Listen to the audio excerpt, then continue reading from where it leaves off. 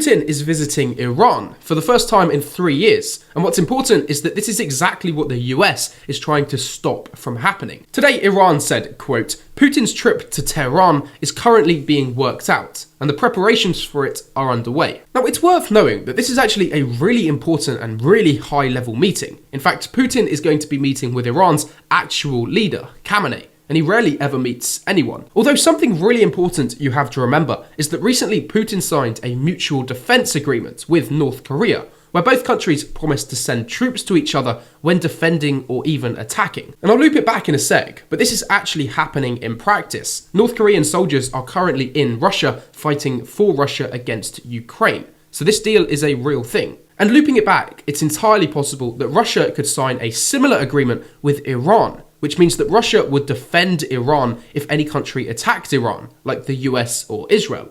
Of course, that's only in theory, we'd have to wait and see what happens. But as I said, this is Putin's first visit to Iran in 3 years, where he previously met with Khamenei once again. In fact, something worth knowing, that visit to Iran was actually Putin's first international visit after he invaded Ukraine. Although, of course, over the last 3 years, Russia has still gotten far closer with Iran, and they've signed possibly trillions of dollars worth of trade deals. Now, the US hasn't spoke on this, but it comes at the same time the US is trying to have meetings with Iran to try and get Iran to move closer to the West. So not only is Iran having this meeting with Putin kind of a slap in the face to the US, but it also shows that the talks with the US aren't particularly going very well at the minute. And like I said, if Russia did sign one of these mutual defense agreements with Iran, it would definitely change the way the entire world looks at Iran, because they wouldn't be fighting just Iran, they'd be fighting Russia. Of course, we'll have to wait and see what happens in these meetings. At the moment, we don't even know when they're going to take place. All we know is that it's going to happen. So, as usual, you can leave me a follow for some more global news